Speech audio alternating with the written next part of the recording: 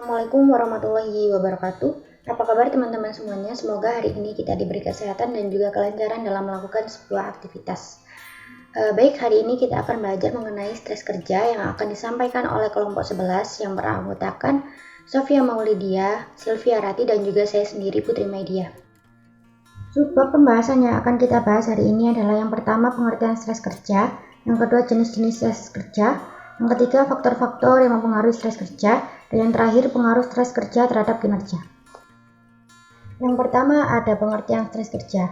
Stres merupakan reaksi negatif dari orang-orang yang mengalami tekanan berlebih yang dibebankan kepada mereka akibat tuntutan, hambatan, atau peluang yang terlampau banyak. Robbins dan Coulter. Menurut Handoko, beliau berpendapat bahwa stres merupakan suatu kondisi ketegangan yang mempengaruhi emosi, proses berpikir, dan kondisi seseorang. Stres yang terlalu berlebihan ini dapat mengancam kemampuan seseorang untuk menghadapi lingkungan. Daniel dan kawan-kawan berpendapat bahwa stres sebagai suatu istilah payung yang merangkumi tekanan, beban, konflik, keletihan, ketegangan, panik, perasaan gemuruh, anxiety, kemurungan, dan hilang daya. Stres kerja adalah suatu kondisi ketegangan yang menciptakan adanya ketidaksenambungan fisik dan psikis yang mempengaruhi emosi, proses berpikir, dan kondisi seorang karyawan. Yang kedua yaitu jenis-jenis stres. Yang pertama ada eustress atau good stress. Good stress atau eustress ini merupakan stres yang menimbulkan stimulus dan kegairahan sehingga memiliki efek yang bermanfaat bagi individu yang mengalaminya. Contohnya seperti tantangan yang muncul dari tanggung jawab yang meningkat, tekanan waktu, tugas yang berkualitas tinggi. Yang kedua ada distress. Distress ini merupakan stres yang memunculkan efek yang membahayakan bagi individu yang mengalaminya. Contohnya tuntutan yang tidak menyenangkan atau berlebihan yang menguras energi individu sehingga membuatnya menjadi lebih mudah jatuh sakit. Yang ketiga ada hyperstress. Hyperstress ini stres yang berdampak luar biasa bagi yang mengalaminya. Meskipun dapat bersifat positif atau negatif, tetapi stres ini tetap saja membuat individu terbatasi kemampuan adaptasinya. Yang terakhir yaitu ada hypostress. Hypostress ini merupakan stres yang muncul karena kurangnya stimulasi. Contohnya seperti stres karena bosan atau karena pekerjaan yang terlalu rutin. Baik, materi selanjutnya yaitu faktor-faktor yang mempengaruhi stres kerja.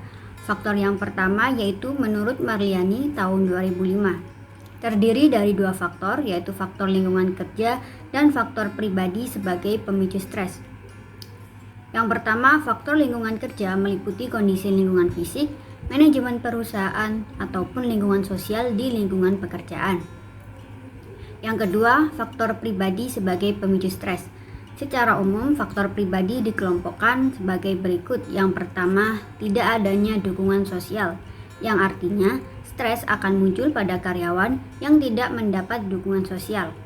Dukungan sosial dapat berupa dukungan dari lingkungan pekerjaan seperti dukungan dari atasan, rekan kerja, ataupun bawahan, serta dukungan dari keluarga.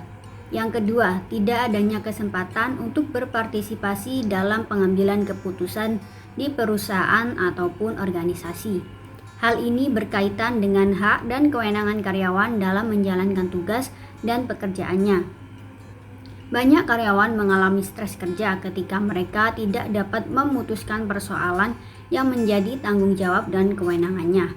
Stres kerja juga dapat terjadi ketika karyawan tidak dilibatkan dalam pengambilan keputusan yang menyangkut diri karyawan. Yang ketiga, kondisi lingkungan kerja. Kondisi lingkungan kerja fisik seperti suhu yang terlalu panas atau dingin, terlalu sesak, bising, kurang cahaya, dan lainnya. Ruangan yang terlalu panas menyebabkan ketidaknyamanan karyawan dalam melaksanakan pekerjaannya. Suara bising seperti suara mesin pabrik bisa memberikan andil yang besar terhadap munculnya stres kerja. Sebab beberapa orang sangat sensitif pada kebisingan dibandingkan dengan karyawan lain. Yang keempat, manajemen yang tidak sehat.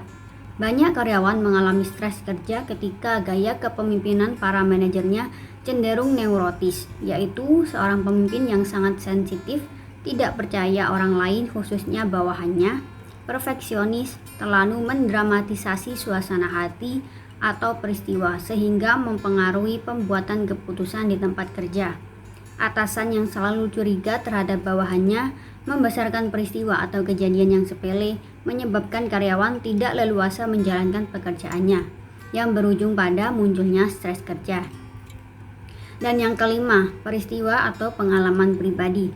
Stres kerja sering disebabkan pengalaman pribadi yang menyakitkan, kematian pasangan, perceraian, sekolah, anak sakit atau gagal sekolah, kehamilan yang tidak diinginkan, peristiwa traumatis atau menghadapi masalah pelanggaran hukum. Banyak kasus juga menunjukkan tingkat stres paling tinggi terjadi pada seseorang yang ditinggal mati pasangannya, sementara stres yang paling rendah disebabkan oleh perpindahan tempat tinggal. Selain itu, ketidakmampuan memenuhi kebutuhan sehari-hari, kesepian, dan perasaan tidak aman. Faktor-faktor yang kedua yaitu menurut Handoko tahun 2001. Beliau mengungkapkan bahwa terdapat sejumlah kondisi kerja yang sering menyebabkan stres bagi karyawan. Di antaranya adalah yang pertama, beban kerja yang berlebihan, yang kedua, tekanan atau desakan waktu, yang ketiga, kualitas supervisi yang jelek, yang keempat, iklim politis yang tidak aman, yang kelima, umpan balik tentang pelaksanaan kerja yang tidak memadai, yang keenam, wewenang yang tidak mencukupi untuk melaksanakan tanggung jawab, yang ketujuh, kemenduaan peranan atau role ambiguity, yang kedelapan, frustasi, yang kesembilan, konflik antar pribadi dan antar kelompok, yang kesepuluh, perbedaan antara nilai-nilai perusahaan dan karyawan, dan yang terakhir, berbagai bentuk perubahan. Baik, materi selanjutnya akan saya jelaskan yaitu tentang pengaruh stres kerja terhadap kinerja seorang karyawan. Di sini dijelaskan ada 5 pengaruh stres kerja terhadap kinerja, yaitu yang pertama, motivasi kerja menurun. Motivasi ini sangat penting, bahkan di dalam pekerjaan, motivasi ini sangat dibutuhkan untuk membangkitkan semangat para karyawan. Jika stres kerja menghampiri seorang karyawan, maka motivasi kerja itu akan turun dan itu akan berdampak pada kinerja karyawan tersebut. Kemudian yang kedua, ada pekerjaan tidak selesai tepat waktu.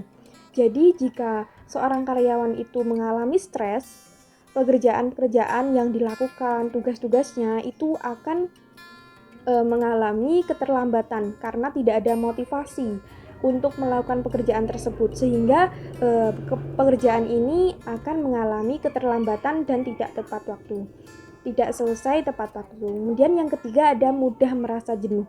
Perasaan-perasaan seperti ini dapat dipengaruhi oleh stres kerja terhadap kinerja karyawan.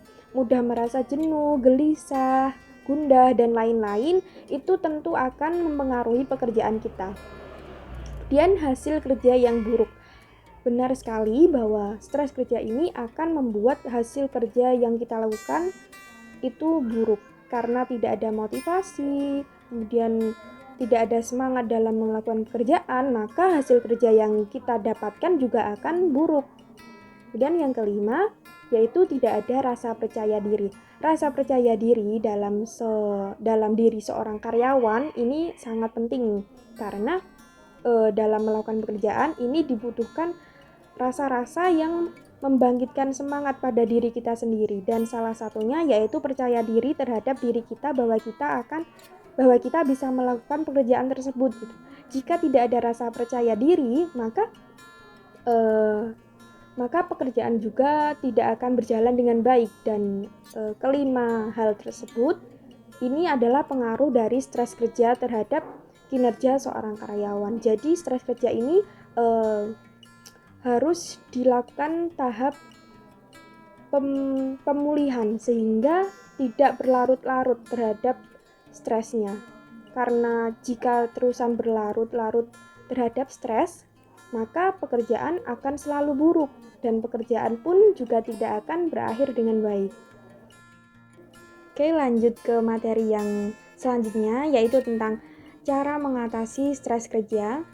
Nah, di sini dijelaskan ada 4 cara untuk mengatasi stres kerja atau mungkin bisa memulihkan stres-stres kerja yang datang saat kita melakukan pekerjaan. Yaitu yang pertama, mengenali batas kemampuan.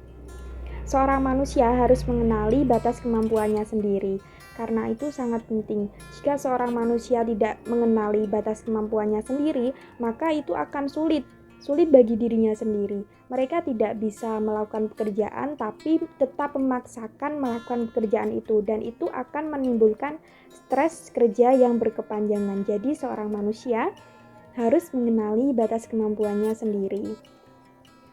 Kemudian yang kedua yaitu melupakan pekerjaannya sejenak. Seorang manusia memang harus membutuhkan istirahat pikiran, fisik, dan lain-lain sehingga mereka dapat meluangkan waktu pikirannya untuk mengintrospeksi apa sih kekurangan yang ada pada dirinya, sehingga di saat melakukan pekerjaan selanjutnya dia akan melakukan pekerjaannya dengan lebih baik karena mereka sudah mengenali dirinya sendiri. Kemudian yang ketiga, bicarakan dengan atasan. Kunci pekerjaan dapat dilakukan secara baik sehingga bisa memberikan kesuksesan pada pekerjaan yaitu dengan berkomunikasi.